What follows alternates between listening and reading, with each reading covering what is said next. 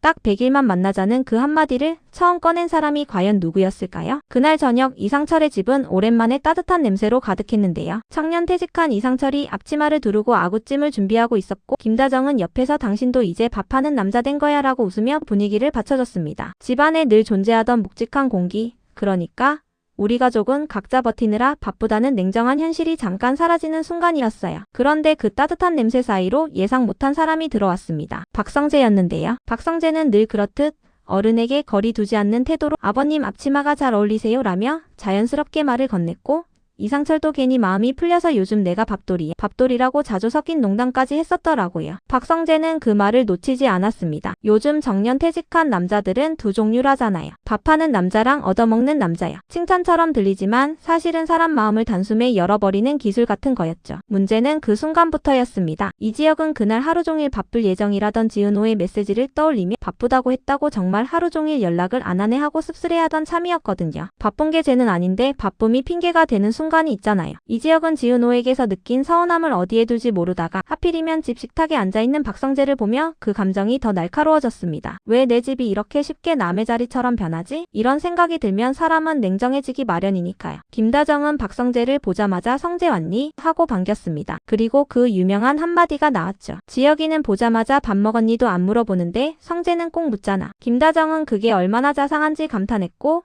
이수빈은 웃으면서도 눈치를 살짝 봤습니다. 이수빈은 밝고 애교도 많은데 계산이 빠른 편이라 분위기 흐름이 어디로 갈지 본능적으로 읽는 편이거든요. 박성재는 그날 김다정이 소주를 못 마시는 걸 기억하고 와인을 따로 가져왔습니다. 그 순간 김다정의 마음은 이미 반쯤 박성재 쪽으로 기울어 있었고 이상철도 그래. 이런 건 진짜 센스지라는 표정을 숨기지 못했는데요. 이지혁만 그게 불편했습니다. 이지혁은 늘 능력 있고 단단한 사람처럼 보여도 누군가가 너무 자연스럽게 자기 영역을 침범하는 걸 참지 못하는 구석이 있었습니다. 게다가 박성재는 이지혁의 절친이면서도 동시에 이지혁이 경계하는 박진석의 아들이었어요. 이지혁은 마음속에서 두 감정이 부딪히는 소리를 들었을 겁니다. 친구와 경계 대상이 같은 얼굴로 앉아있으니 머리로는 웃어도 가슴은 자꾸 싸늘해졌겠죠. 그리고 결국 이지혁이 폭발해버렸습니다. 박성재 지금 이게 무슨 상황이냐? 그 말은 단순한 질문이 아니었어요. 너 여기 왜 있냐가 아니라 너 여기 있으면 안 된다는 선언이었거든요. 박성재도 물러서지 않았습니다. 아버지한테 허락받았어. 연애한다고. 여기서 말하는 아버지는 박진석, 그 성공한 기업가이자 박성재의 아버지였죠. 이지혁은 순간 얼어붙었습니다. 허락을 받았다는 말은 이 관계가 그냥 가벼운 감정이 아니라는 뜻처럼 들리니까요. 그런데 이지혁이 더 예민해진 건 그 다음 대사였습니다. 이지혁은 낮게 거의 위협처럼 말했어요. 너 100일만 만난다며. 근데 왜 우리 부모님한테 잘 보일 생각을 해? 들킬 생각하지 말고 판 벌리지 마. 이지혁이 그렇게까지 말하는 이유는 단순히 오빠로서의 과보호만은 아니었을 겁니다. 이지혁은 이수빈이 상처받는 걸 정말 두려워했는데요. 이수빈이 돈 많고 성격 좋은 남자와 결혼하고 싶다는 속내를 아무렇지 않게 말할 때도 이지혁은 그게 허영이라기보다 불안해서 비롯된 욕망이라고 알아챘을 가능성이 큽니다. 이수빈은 밝지만 손해보는 걸 극도로 싫어하거든요. 손해가 싫은 사람은 사실 상처도 싫어합니다. 상처를 손해로 느끼니까요. 박성재는 그 말에 잠깐 흔들렸습니다. 그러네. 내가 왜 그랬을까? 그가 스스로에게 묻는 순간 거기에는 진짜 마음이 섞여 있었어요. 박성재는 이지혁에게 조용히 털어놨습니다. 최근에 은호가 여러 사건을 겪는 거 보면서 내가 남편이면 어땠을까? 그런 생각이 들더라고. 지은호의 이름이 나오자 이지혁의 표정이 아주 미세하게 굳었겠죠. 이지혁은 과거 지은호의 고백을 거절한 사람입니다. 비혼주의라는 이유도 있었고 그때 이지혁은 자기 삶을 결혼이나 책임이라는 틀에 넣고 싶지 않았습니다. 그런데 사람 마음은요, 거절로 끝나지 않는 경우가 많습니다. 거절한 뒤에 남는 건 후회가 아니라 내가 저 사람을 정말 아무렇지 않게 떠나보냈나? 하는 불편한 물음이거든요. 박성재는 말을 이어갔습니다. 나도 그런 마음이다. 수빈이가 필요할 때 당당하게 뭐라도 해줄 수 있는 남자이고 싶어. 이 말은 멋있기도 하고 동시에 위험합니다. 해줄 수 있는 남자라는 자기 이미지가 사랑보다 앞서면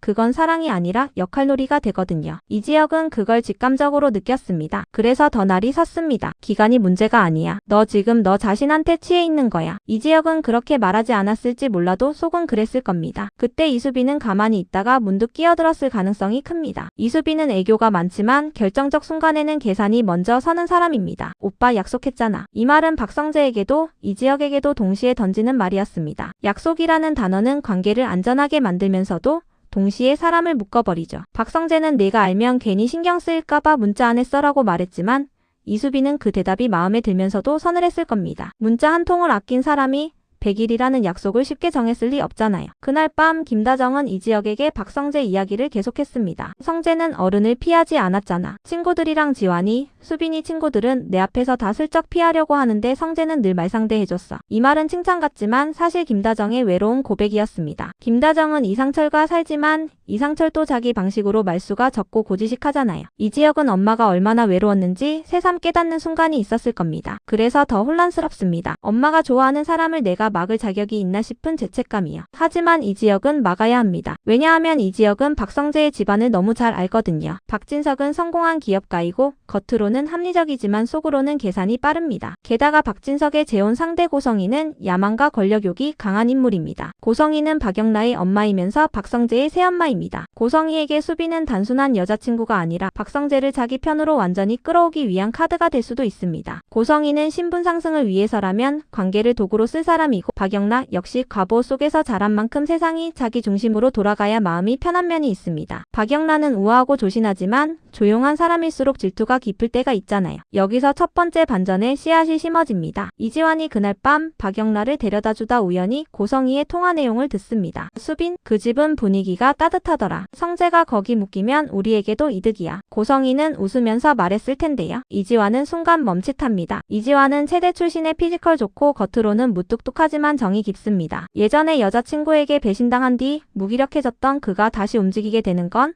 이런 순간의 분노 때문일지도 몰라요. 사람 마음을 이득으로 계산한다고? 이지환의 얼굴이 굳었겠죠. 이지환은 그 이야기를 이지혁에게 말할지 말하지 않을지 갈등합니다. 이지환은 박영라의 운전기사 겸 보디가드입니다. 그의 생계와 감정이 박영라에게 걸려 있거든요. 하지만 이지환은 동시에 이수빈의 오빠입니다. 어느 쪽을 선택해도 누군가를 배신하는 기분이 됩니다. 이게 이지환의 두 번째 클라이맥스입니다. 나 그냥 무기력하게 살려고 했는데 또 이런 싸움에 끌려 들어가네. 이지환은 스스로를 원망하면서도 결국 가족 쪽으로 조금씩 마음이 기울 수밖에 없었을 겁니다. 한편 지은호 쪽에서도 불안이 커집니다. 지은호는 카페 매니저로 일하면서 인테리어 디자이너 꿈도 놓지 않으려고 바쁘게 사는데요. 그날 종일 바쁠 것 같아서 연락 못해라고 말해놓고 진짜로 연락이 끊겼던 이유가 단순히 일 때문만은 아니었을 가능성이 있습니다. 지은호의 엄마 정순이는 식당을 운영하며 가족을 지탱해왔고 지은호의 남동생 지강호는 욕심이 많지만 게으르고 불만이 많은 성격이라 늘 사고를 칩니다. 지강호가 또 무슨 문제를 만들었는지 정순이가 은호야?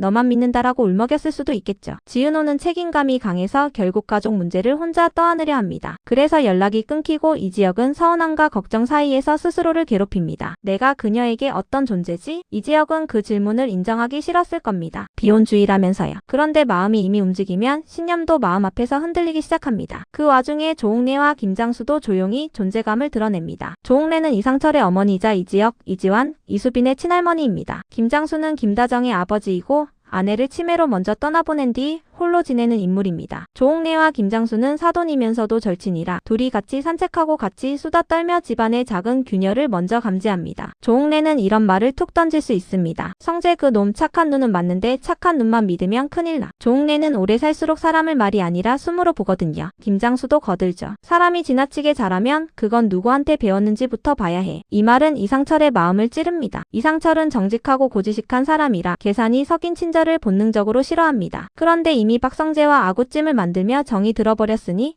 이상철 역시 마음이 둘로 갈라집니다. 저 애가 진심이면 좋겠다와 저 애가 우리 집을 이용하면 안 된다가 동시에 올라오는 거죠. 그리고 결정적인 심리적 클라이맥스가 옵니다. 이지혁이 우연히 이수빈의 휴대폰 알림을 보게 됩니다. D-700일 종료 같은 문구가 떠 있었던 거예요. 이지혁은 숨이 턱 막힙니다. 날짜로 관계를 관리한다는 게 이수빈답기도 하고 너무 잔인하기도 하거든요. 이지혁은 이수빈에게 묻고 싶습니다. 너 이거 진짜 사랑이야? 그런데 이지혁은 더 무서운 걸 알고 있습니다. 이수빈이 진짜 사랑이라 믿는 순간 그 사랑이 끝날 때 이수빈은 무너질 수 있다는 사실입니다. 그날 밤 박성재도 혼자 생각합니다. 박성재는 부유하고 자신감 넘치는 금수저처럼 보이지만 사실 박성재가 가장 두려워하는 건 내 선택이 아버지 박진석의 계획이 되는 순간입니다. 박진석은 아들에게 허락을 줬다고 했지만 허락은 늘 대가가 붙습니다. 박성재는 알고 있습니다. 내가 수빈과 진짜가 되면 아버지와 고성희는 그걸 이용할 거야. 그런데도 박성재는 멈추기 어렵습니다. 이수빈이 웃는 얼굴로 오빠 재밌었겠다. 요리도 안 해봤을 텐데라고 말해준 순간